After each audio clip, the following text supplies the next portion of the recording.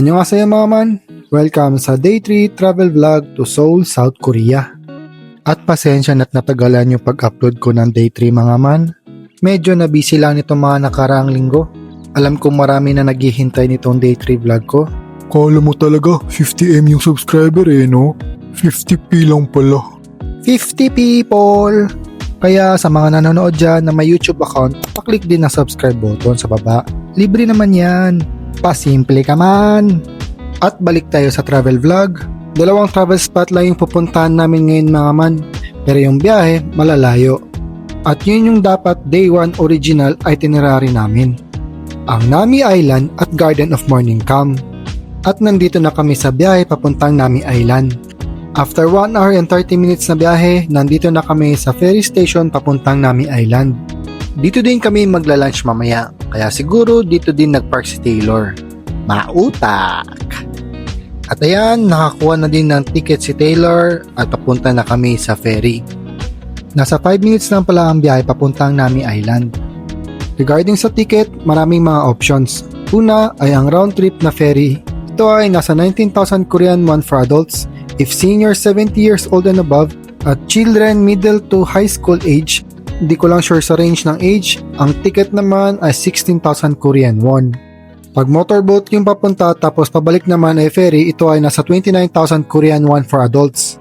If seniors at children naman, ang ticket ay 26,000 Korean won. If children 3 years old to elementary school age, ang ticket naman ay 23,000 Korean won. If children 3 years old and below, free ang mga na-mention kong ticket. Tapos meron ding zipwire or zipline na papuntang Nami Island diretso. At ito ay nasa 55,000 Korean won. At meron ding adventure course na zipline papuntang Jarasom, tapos magmo-motorboat papuntang Nami Island. At ito ay nasa 58,000 Korean won. At yan pala yung zipline. Tapos yung mga ticket pala kasama na din doon yung entrance fee ng Nami Island. Pero disclaimer lang, yung mga presyong nabanggit ko ay maaaring magbago. Kung DIY siguro to, baka doon kami sa zipline papuntang Nami Island. Tapos, ang Jarasom or Jara Island pala ay isa ding island travel destination. At sikat ito dahil sa annual jazz festival, flower festivals at sa auto camping site. Akala ko dati yung Nami Island ay isang island na nasa dagat, pero hindi pala. Ito pala ay nabuo dahil sa River Dam Project at kasama din doon ang Jarasom. Ang dam na yon ay ang Chongpyong Dam sa Bukhan River noong 1944. At ang itsura ng island ay parang half moon. At after 5-minute na ferry, nasa Nami Island na kami. Dati, ang Nami Island ay kilala sa tawag na Namsom or Island in the Front. At ang Nami Island ay pinangalan kay General Nami na isang military general ng Joseon Dynasty. At ang sabi, sa Nami Island or dito din daw inilibing si General Nami. Ang founder naman ng Nami Island ay si Sujae Min Byung-do. At kung napapansin nyo, medyo nakakalbo or wala ng dahon yung mga puno or yung ibang puno lang pala. Pero sabi ni Taylor, 2 to 3 days ago, may mga dahon pa daw yan. Kaya siguro ito yung ginawang original day 1 na itinerary sa amin. Pero nevertheless, ang ganda pa rin ng scenery ngayon at marami pa ding mga punong may mga dahon.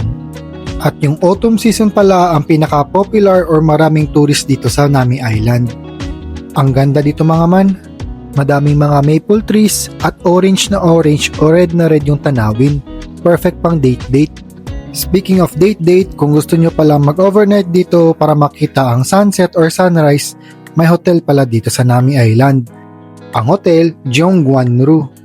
At may resto din dito. Tapos may mga activities like bike, charity train, story tour bus, trigo, water activities at iba pa. Tapos dito banda naman ay puro mga ginkgo trees. At yellow naman yung scenery. Parang suot ko lang. Mabaho nga lang. Ng puno hindi yung suot ko. Mabaho daw pala kasi ang mga ginkgo trees. Dahil ang mga female na mga puno ay namumunga ng mga buto na may fleshy, yellow-orange outer coating na nagko-contain ng high concentrations of butyric acid. At ang butyric acid na yan ang primary cause ng mabahong amoy. Ang Nami Island pala ay sumikat internationally dahil sa 2002 K-drama na Winter Sonata. Hindi ko nga lang napanood yan, pero Winter Sonata Philippine version, no? Kaya shoutout sa Philippine Network channels natin dyan. If ever magre-remake kayo ng Filipino version ng Winter Sonata, Baka kami na yun, di ba? At ayan, after namin maglakad-lakad ng almost 1.5 hours sa Nami Island, pabalik na kami sa port. Pero hindi pala ito yung port ng ferry. Kala ko yun na yun kasi may nakasulat naman na port eh. Pero baka yan yung port ng mga water activities since wala akong nakita mga water activities pagdaong namin kanina doon sa may port ng ferry. Ito nakita ko sa website nila. Kaya pala wala akong nakita mga water activities kasi closed daw pala ito noong 2025 season. At may lugar din dito na mga stacks of stones or rock piles. Hindi ko lang sure kung pwedeng galawin yan or pwede pa bang mag-stack ng mga bato dito ngayon. At dito na part, puro kalbo or wala ng dahon yung mga puno. Maganda daw sana dito magpa-picture at mga ginkgo trees daw pala yan. At ayan, nandito na talaga kami sa totoong port na sakayan ng ferry at pabalik na sa ferry station para mag-lunch. So nakarating na kami sa ferry station at dito kami magla-lunch. At ang lunch namin ay duck galbi or stir-fried chicken. Maraming mga celebrities at may mga Filipino celebrities din ang kumain na dito. At yan yung mga pictures nila. Papalagay ko nga din sana yung picture ko dito eh. Kaso lang nahihiya ako. Langya ka talaga, matiti! At ayan yung pagkain namin, may isang spicy at not spicy flavor para sa mga thunders. After mag-lunch, papunta na kami sa last travel destination for today at yan ay ang Garden of Morning Calm. At after 40 minutes na biyahe, nakarating na kami sa Garden of Morning Calm. At nakakuha na din si Taylor ng ticket at papasok na kami ngayon sa garden. Ang ticket pala ay nasa 11,000 Korean won. Pag children, middle to high school, again, hindi ko alam yung age, 8,500 Korean won. Pag 3 years old to elementary school age, 7,500 Korean won. Pag senior, 65 years old and above at PWD na adult, 9,000 Korean won. Pag PWD na children naman, 6,500 Korean won. At pag 3 years old and below, libre ang ticket. At streamer lang ulit, price may vary. Ang Garden of Morning Calm ay nag-open noong 1996, founded by Professor Han Sang-kyung. Meron itong mahigit na 5,000 na uri ng halaman at nasa 30,000 square meters ang garden. Siguro galing din sa Joseon Dynasty ang pagpangalan ng garden since may morning calm din ito. At naging filming spots din ito sa ilang mga K-dramas. Pang date-date din tong lugar na to. At syempre pwede din maging sanhi ng pag-aaway ninyo. Pagpangit ang kuha mo ng picture sa GF or misis mo. Kaya nga si Taylor palagi pinapakuha ko ng picture eh, para safe. At ayan, papasok kami sa greenhouse at ito yung mga halaman sa loob.